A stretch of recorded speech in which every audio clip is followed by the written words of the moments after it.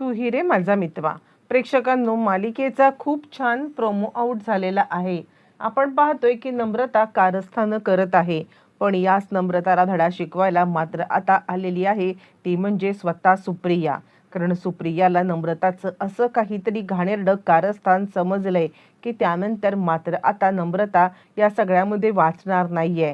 सुप्रिया आता जरी गेलेली असली ती म्हणजे अक्कलकोटला देवदर्शनाला, तरी सुद्धा ज्या वेळेला मात्र आता हे सगळा प्रकार तिला सात्विका फॅशनचा पेपरमध्ये समजलाय त्यावेळेला ती परत आलेली आहे. पण परत आलेल्या सुप्रियाला आपल्या नम्रताची कारस्थानं कशी कळालेत आणि ईश्वरीच्या जीवावरती उठलेल्या नम्रताला मात्र आता सुप्रियाने सगळ्यांच्या समोर कसं एक्सपोज करत तिचं थोबाड फोडलेलं आहे.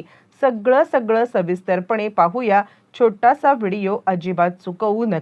आता इकडे ईश्वरी आणि अर्णव हे दोघं जण ज्या वेळेला गेलेले आहेत स्वतः आता देवदर्शनासाठी, त्यावेळेला नम्रता मात्र आकाशला सांगायला लागते, आकाश मला काय वाटतं माहितीये का, आपल्याला जर का बाकी कोणी सांगत नाहीये की तुम्ही देवदर्शनाला जा किंवा जाऊ नका, तर आपणच देवदर्शनाला जाऊया ना. यावरती आकाश आता तिला म्हणायला लागतोय, हे बघ नम्रता, मला काय वाटतं माहितीये का, आपण या सगळ्यामध्ये देवदर्शन वगैरे आता नंतर बघूया. म्हणजे कसं आहे ना, त्यांना त्यांच्या कुलगुरूंनी सांगितलेलं आहे म्हणून त्यांना जाऊ दे, तू कशाला देवदर्शनाला जायला निघालेली आहेस. यावरती ती सांगायला की नाही, मला पण जायचं आहे, आपण सुद्धा जाऊया ना आकाश. असं म्हणत ती त्याच ठिकाणी जायला निघते ज्या ठिकाणी मात्र आता इकडे गेलेली आहे ती म्हणजे स्वतः ईश्वरी. आणि तिच्या डोक्यामध्ये मात्र आता प्लॅन चालू आहे. काहीही झालं तरी ईश्वरीला या सगळ्यामध्ये मात्र आता तिची पूजा पूर्ण करू द्यायची नाहीये. आणि त्यानंतर आकाश मात्र तिच्यावरती चिडलाय, तुला त्याच ठिकाणी का जायचंय, तुला जर का देवदर्शनाला जायचं आहे ना तर आपण दुसरीकडे कुठेतरी जाऊया. यावरती नम्रता सांगायला लागते, हे बघा आकाश, तुम्ही आता उगाचच आढेवेढे काहीतरी घेत बसू नका. काही झालं तरी सुद्धा मला आता तिकडे जायचंय. आकाशच्या डोक्यामध्ये येत नाहीये की हिचं चाललंय तरी काय. म्हणजे ज्या वेळेला ईश्वरी आणि अर्णव हे दोघं जण जर आता गेले आहेत तर त्यावेळेला हिने काही बोललेली नाहीये. मग आत्ता हिच्या डोक्यामध्ये असं का आलंय आणि आत्ताच हिला का तिकडे जायचंय ते काही नाहीये. मला आता हिला थांबवलंच पाहिजे, पण काय करू. असं म्हणत आता इकडे तो सांगायला लागतो, ठीक आहे बघूया काय करायचं ते. यावरती ती सांगते, बघूया नाही, तुम्ही आता मला सांगा की तुम्ही मला घेऊन जाणार आहात किंवा नाही आहात. असं म्हटल्यावरती मात्र आता आकाश सांगायला लागतोय, ठीक आहे चल आपण जाऊया. असं म्हणत आकाश तिला घेऊन आता निघालेला आहे. पण त्याच्या डोक्यात मात्र विचार चालू आहे आणि तो विचार करतोय नक्की हिच्या मनात तरी काय चालू आहे. आणि त्याच वेळेला नेमका आता आकाशला जरा टेन्शनच आले. पर तोपर्यंत वल्लरी फोन करून इकडे आता कळवत आहे ती म्हणजे सौदामिनीला, काहीच काळजी करू नका. म्हणजे सगळ्यात महत्त्वाची मला टिप मिळालेली आहे आणि ती म्हणजे इकडे आता म्हणजे नम्रता जाणार आहे. ती म्हणजे इकडे सगळ्यात महत्त्वाचं म्हणजे आकाश आणि ईश्वरीच्या मागे त्यांची पूजा पूर्ण न होऊ देण्यासाठी. यावरती सौदामिनी सांगायला लागते, आणि अजून एक मोठी टिप मी तुम्हाला देते. त्याच वेळेला मात्र आता जाणार आहे तो म्हणजे राजेश तिकडे. राजेश आता साधीसुधी गोष्ट करणार नाहीये, तर राजेश या सगळ्यामध्ये मात्र आता डायरेक्ट एक गाव आणि दोन तुकडे करणार आहे. काहीही झालं तरी सुद्धा राजेश आता काही ह्यांना सोडणार नाहीये. असं म्हटल्यावरती ती आता सांगायला लागते, ठीक आहे काही झालं तरी सुद्धा या सगळ्यामध्ये मात्र आता आपण लवकरात लवकर यांची भांडे फोड करून यांना आता म्हणजे यांना या सगळ्यामध्ये काहीही झालं तरी सुद्धा लवकरात लवकर वरचं तिकीट यांचं काढून टाकायचं आहे. लवकरात लवकर यांचं वरचं तिकीट काढलं ना की त्यानंतर मात्र आता आपल्याला काही टेन्शन राहणार नाहीये.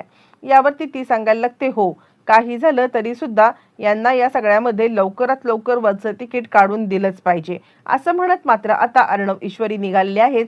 आणि अर्णव सांगतो, खरं तर हे सगळं मला काही पटलेलं नाहीये, पण ठीक आहे आता तुम्ही सगळेच जण म्हणत आहात तर या सगळ्यामध्ये मी याला तयार झालोय. पण काहीही झालं तरी सुद्धा मला असं वाटतंय की आपण म्हणजे मी या सगळ्यामध्ये मात्र आता कोणत्याही परिस्थितीमध्ये हे सगळे पूजा बिजा मानत नाहीये.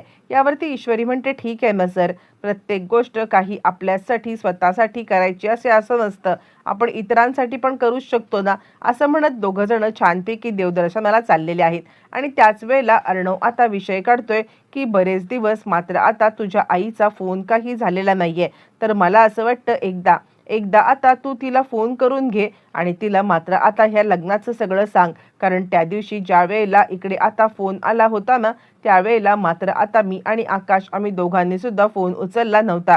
यावरती ईश्वरी सांगायला लागते, ठीक आहे, काहीच काळजी करू नका, मी आईला कॉल करते. बरं तोपर्यंत इकडे आता सौदामिनी फोन करायला लागते, तू निघालास का जेलमधून?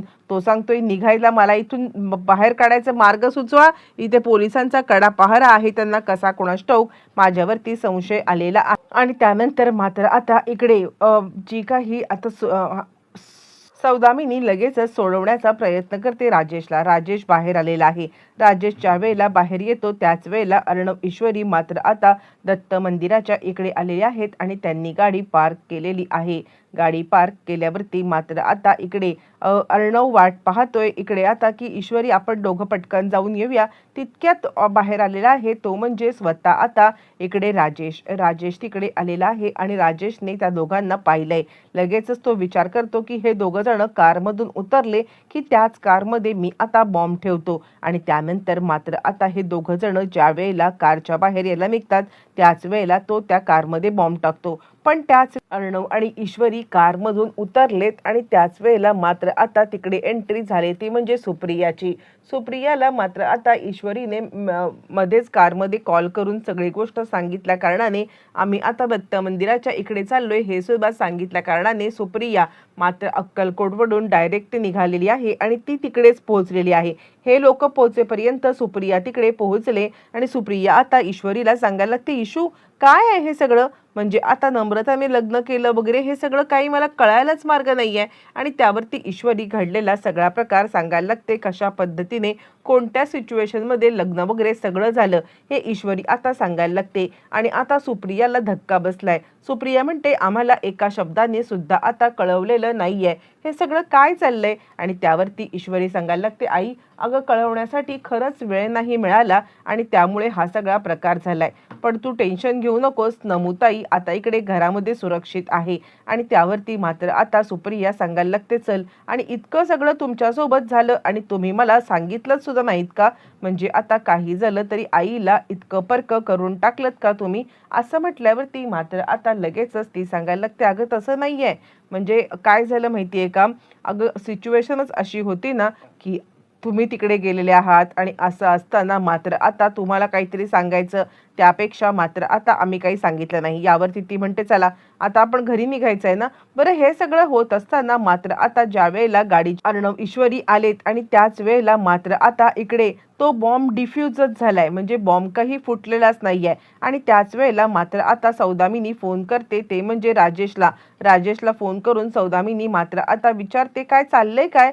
म्हणजे आता अर्णव आणि ईश्वरी हे देवदर्शनाला जाऊन त्यांचं देवदर्शन यशस्वी होऊन ते घरी सुद्धा आलेले आहेत, तरी तुझा बॉम्बचं काय झालं?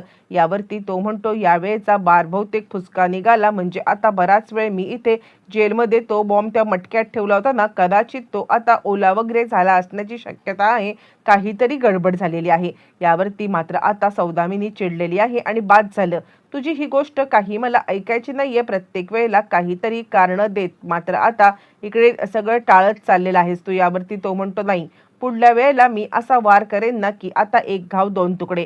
बरं तो आता आपण पाहतोय की सुप्रिया घरी आलेली आहे आणि सुप्रियाला ईश्वरीने सगळा प्रकार सांगितलाय की ताईने सुद्धा या कॉम्पिटिशनमध्ये भाग घेतलाय किंवा काही. आणि त्यासाठी सुप्रिया मात्र आता ज्या वेळेला बोलण्यासाठी नम्रतासोबत निघालेली आहे तेव्हा ती नम्रताचं बोलणं वल्लरीच्या सोबतचं ऐकत आहे. वल्लरी तिला सांगत आहे, काय ग तू गेली होतीस ना आणि तिकडे काय केलंस? यावरती ती म्हणते, काय करणार, तिकडे माझी आई टपकली आणि तिने जर का मला पाहिलं असतं आणि मी जर का इशूला काहीतरी ते विघ्न आणलं असतं तर तिला पहिले माझ्यावरती संशय आला असता आणि म्हणूनच या सगळ्यामध्ये मी आता काहीच केलेलं नाहीये.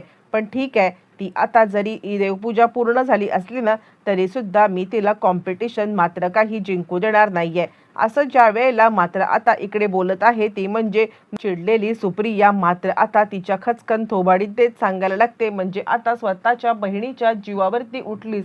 मला खरंच हे वाटलं नव्हतं की आता तू ईश्वरीच्या विरोधात असा काहीतरी विचार करशील. ईश्वरी तुझ्या भल्याचा विचार करते आणि तू मात्र हा सगळा प्रकार करतेस. असं म्हणत चिडलेल्या मात्र आता सुप्रियाने तिचं फाटकन थोबाड इकडे फोडलेलं आहे आणि थोबाड फोडत या सगळ्यामध्ये मात्र आता तिला चांगला झटका सुद्धा दिलेला आहे आणि या सगळ्यामध्ये आता मात्र हादरलेली आहे ती म्हणजे स्वतः. आता इकडे नम्रता अचानकपणे आपल्यासोबत काय घडतंय हे कळायच्या आधीच नम्रताचं भांडं आता सुप्रियाने फार्श केलेलं आहे.